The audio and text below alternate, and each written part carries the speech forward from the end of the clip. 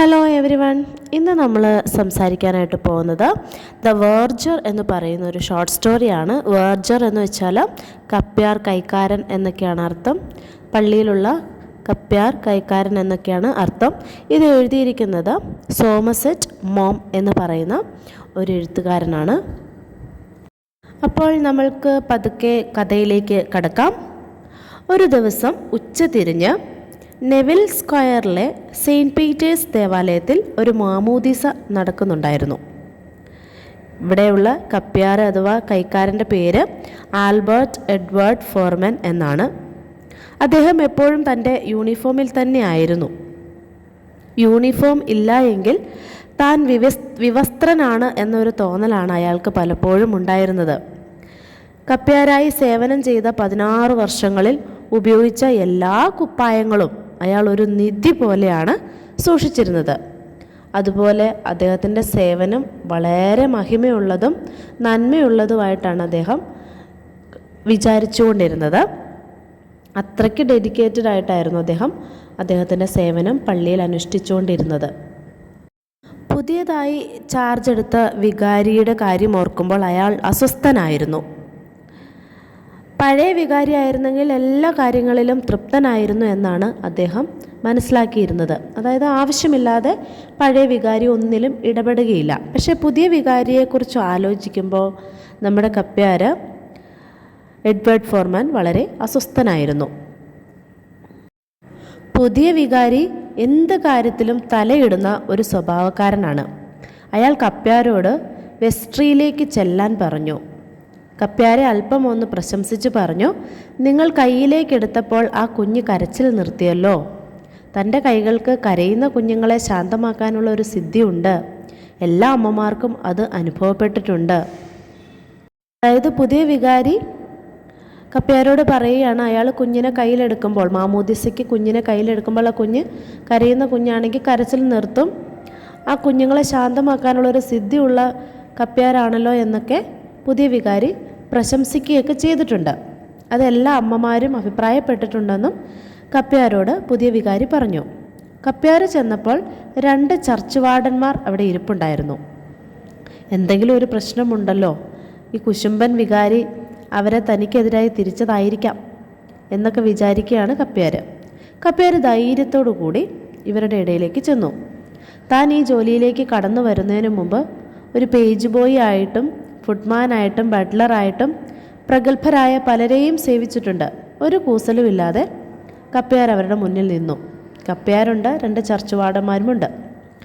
വികാരി പറഞ്ഞു, കപ്പ്യാർ എന്ന നിലയിൽ നിങ്ങളുടെ പ്രവർത്തികളിൽ എല്ലാവരും തൃപ്തരാണ്. പക്ഷേ ഒരു പ്രശ്നം എനിക്ക് അനുഭവപ്പെട്ടു. നിങ്ങൾക്ക് എഴുത്തോ വായനയോ അറിയില്ല. അക്കാര്യം ഞാൻ ചർച്ച് വാർഡന്മാരെ അറിയിച്ചു. അപ്പോൾ ഇത്രയാണ് പുതിയ വികാരി അഭിപ്രായപ്പെട്ടത് 2 വാർഡന്മാരുടെ മുന്നിൽ വെച്ച്. കപ്പ്യാരുടെ എല്ലാ പ്രവൃത്തികളിലും തൃപ്തനാണെന്നും പക്ഷെ ഒരു പ്രശ്നം മാത്രം ഉള്ളൂ, അത് കപ്പ്യാർക്ക് എഴുത്തും വായനയും അറിയില്ല എന്നതാണെന്നാണ് പുതിയ വികാരി കപ്പ്യാരെ വിളിച്ച് അറിയിച്ചത്. അപ്പോഴേക്കും കപ്പ്യാർ ഇതിന് മറുപടി നൽകി. പഴയ വികാരിക്ക് ഇതൊരു യാതൊരു പ്രശ്നമേ ആയിരുന്നില്ല. എന്തുകൊണ്ടാണ് ഇങ്ങനെ വിദ്യാഭ്യാസത്തിൻ്റെ കാര്യത്തിൽ ഇപ്പോൾ ചിന്തിക്കുന്നത് എന്നൊക്കെ ചോദിച്ചു. പക്ഷേ കപ്പ്യാരിൻ്റെ കഴിവുകളിൽ എല്ലാവരും തൃപ്തനായിരുന്നെങ്കിലും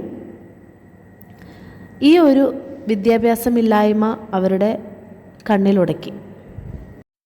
എന്നിട്ട് എല്ലാവരും കൂടി അഭിപ്രായപ്പെട്ടു, എത്ര നന്നായിട്ട് സേവനമനുഷ്ഠിച്ചാലും എന്തെങ്കിലും ഒരു പുതിയ സംഭവം വരുമ്പോൾ കപ്പ്യാർക്ക് വിദ്യാഭ്യാസമില്ല എന്നുള്ളതൊരു പ്രശ്നമാകുമെന്ന് അവർ കൂട്ടത്തോടെ പറഞ്ഞു. എഡ്വേർഡ് ആൽബർട്ടിന് എഴുത്തും വായനയും പഠിക്കാൻ 3 മാസം സാവകാശം നൽകാമെന്നും അഭിപ്രായപ്പെട്ടു. പക്ഷെ അത് അസാധ്യമാണെന്ന് തന്നെ അപ്പോൾ തന്നെ കപ്പ്യാർ അവരെ അറിയിച്ചു. അപ്പോഴേക്കും പെട്ടെന്ന് തന്നെ ഇവർ പറഞ്ഞു, എന്നാൽ നിങ്ങൾ അടുത്ത ദിവസം മുതൽ ജോലിക്ക് വരണ്ട, ഞങ്ങൾ പിരിച്ചുവിടുകയാണെന്ന്. ഇത് കേട്ട് കപ്പ്യാർ അക്ഷോഭ്യനായി നിന്ന് തൻ്റെ സമ്മതം മൂളി പതുക്കെ വീട്ടിലേക്ക് നടന്നു. അതായത് വിദ്യാഭ്യാസത്തിൻ്റെ പേരിൽ അദ്ദേഹത്തിന് ജോലി നഷ്ടപ്പെടുകയും അദ്ദേഹം ഇത്രയും നാളും ജോലി ചെയ്തത് വെറുതെ ആയിപ്പോയല്ലോ എന്നൊക്കെ ആലോചിച്ച് അദ്ദേഹം പതുക്കെ വീട്ടിലേക്ക് നടന്നു. വഴിയിലിറങ്ങിയപ്പോൾ ആൽബർട്ട് എഡ്വേർഡിന് തൻ്റെ അവസ്ഥ ഓർത്തൊരു ഞെട്ടലുണ്ടായി.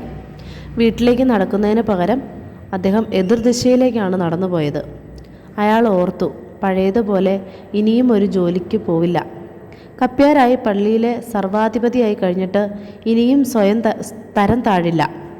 കുറച്ച് പണം സമ്പാദ്യമായി കരുതിയിരുന്നെങ്കിലും അത് പോരാതെ വരും. അയാൾ ഒരു പുകവലിക്കാരനോ മദ്യപാനിയോ ആയിരുന്നില്ല. എങ്കിൽ ഇപ്പോൾ ഒരു സിഗരറ്റ് വലിക്കണമെന്ന് തോന്നി. വഴിയിലെങ്ങും ഒരു സിഗരറ്റ് വിൽക്കുന്ന കട പോലും ഇല്ലായിരുന്നു. അപ്പോൾ ഇത്രയേ ഉള്ളൂ. ജോലി നഷ്ടപ്പെട്ട് വഴിയിലൂടെ നടന്നു പോകുന്നിരിക്കെ ടെൻഷനായിട്ട് വലിക്കുന്ന ശീലമില്ലാത്ത അദ്ദേഹം ഒരു പുക വലിക്കണം എന്ന് ആലോചിച്ചിട്ട് സിഗരറ്റ് വിൽക്കുന്ന കട നോക്കിയപ്പോൾ അവിടെ എങ്ങും ഒരു കട കണ്ടില്ല. പെട്ടെന്നാണ് അയാൾക്ക് തോന്നിയത്, ഈ റോഡിൽ ഒരു കടമുറി കിട്ടുമെങ്കിൽ സിഗരറ്റ് വിൽക്കാൻ ഒരു കട തുടങ്ങിയാലോ. അപ്രതീക്ഷിതമായിട്ടാണല്ലോ പുതിയ ആശയങ്ങൾ ഉണ്ടാകുന്നത്. അയാൾ തിരിഞ്ഞ് വീട്ടിലേക്ക് നടന്നു. ചായ കുടിച്ചിട്ട് ആലോചിച്ചിരുന്നു. കുറേ നേരമായിട്ട് മിണ്ടാതിരിക്കുന്ന ഭർത്താവിനെ കണ്ടിട്ട് ഭാര്യ ചോദിച്ചു, എന്താണ് മിണ്ടാതിരിക്കുന്നത്, എന്തു പറ്റിയെന്ന്. അപ്പോൾ അയാൾ മറുപടി പറഞ്ഞു, പലതും ആലോചിക്കാനുണ്ട് എന്ന്. അടുത്ത ദിവസം തന്നെ അയാൾ അതേ വഴിയിൽ ഒരു ഒഴിഞ്ഞു കിടക്കുന്ന മുറി കണ്ടെത്തി. 24 മണിക്കൂറിനകം അയാൾ ആ മുറിയിൽ ഒരു പുകയില സിഗരറ്റ് കച്ചവടക്കാരനായി പ്രവർത്തനം തുടങ്ങുകയും ചെയ്തു. ഇതൊരു വലിയ അധപ്പതനമാണെന്ന് ഭാര്യ പരിഭവം പറഞ്ഞു. കാലത്തിനൊപ്പിച്ച് നമ്മൾ ജീവിക്കാൻ പഠിക്കണം. നമ്മുടെ പള്ളികളിലെ രീതി പഴയ മട്ടിലല്ല. സീസറിന് കൊടുക്കാനുള്ളത് സീസറിന് കൊടുക്കുക എന്നതാണ് ഇനി എൻ്റെ സിദ്ധാന്തം. അതായിരുന്നു മറുപടി. 1 വർഷം കൊണ്ട് ഫോർമാൻ്റെ കച്ചവടം വൻ വിജയമായി. ഒരു കട കൂടി തുടങ്ങണമെന്ന് ആലോചിച്ചു. മറ്റൊരു സ്ഥലത്ത് രണ്ടാമതൊരു കട കൂടി തുടങ്ങി. വിജയത്തിലേക്കുള്ളൊരു യാത്രയായിരുന്നു ഓരോ വർഷവും. അങ്ങനെ ഓരോ വർഷവും ഓരോ പുതിയ ഷോപ്പ് തുറന്നു. 10 വർഷം കൊണ്ട് 10 ഷോപ്പുകളുടെ ഉടമയായി നമ്മുടെ കപ്പ്യാർ. അങ്ങനെ 10 വർഷം കൊണ്ട് 10 ഷോപ്പുകളുടെ ഉടമയായ നമ്മുടെ കപ്പ്യാർ ബാങ്കിൽ ഒരു 30,000 പൗണ്ട് നിക്ഷേപമുണ്ടാക്കി. അങ്ങനെ ഒരു ദിവസം ബാങ്ക് മാനേജർ ഫോർമാനോട് പറഞ്ഞു. ഫോർമാൻ എന്ന് പറഞ്ഞ അദ്ദേഹത്തിൻ്റെ പേരിങ്ങനെയായിരുന്നു.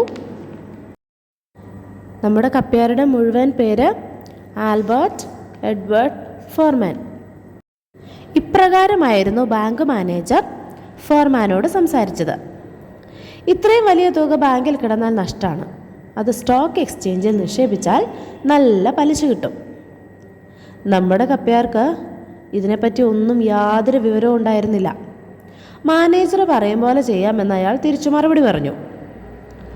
അപ്പോൾ തന്നെ ബാങ്ക് മാനേജർ ഒരു നിക്ഷേപ പത്രത്തിൽ ഒപ്പിട്ട് കൊടുത്താൽ മതിയെന്ന് പറഞ്ഞു.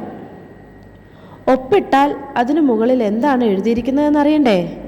തനിക്ക് അക്ഷരാഭ്യാസമില്ലെന്നും വായിക്കാനും എഴുതാനും അറിയില്ലെന്നും ഫോർമാൻ പറഞ്ഞു. മാനേജർ അത്ഭുതപ്പെട്ടു പോയി. പഠിത്തമുണ്ടെങ്കിൽ താൻ ആരായാനേ എന്ന് മാനേജർ ചോദിച്ചു. അപ്പോൾ ഇപ്രകാരമായിരുന്നു മറുപടി. നല്ല പഠിപ്പുണ്ടായിരുന്നെങ്കിൽ ഞാൻ ഇപ്പോഴും സെൻറ്റ് പീറ്റേഴ്സ് പള്ളിയിലെ കപ്പ്യാരായി കഴിയുമെന്നായിരുന്നു ഫോർമാൻ പറഞ്ഞ മറുപടി. നല്ല വിദ്യാഭ്യാസവും വിവരവും ഇല്ലാതിരുന്നിട്ടും നല്ലൊരു സ്വഭാവമുണ്ടെങ്കിൽ എങ്ങനെയാണ് ജീവിതത്തിൽ സക്സസ് അഥവാ വിജയമുണ്ടാകുന്നത് എന്നാണ് ഈ കഥയിലൂടെ മനസ്സിലാക്കുന്നത്. നല്ല സ്വഭാവത്തിന് ഉടമയായിരുന്നു നമ്മുടെ കപ്പ്യാർ. അതുകൊണ്ട് തന്നെ അദ്ദേഹത്തിന് സക്സസ് ഉണ്ടായി.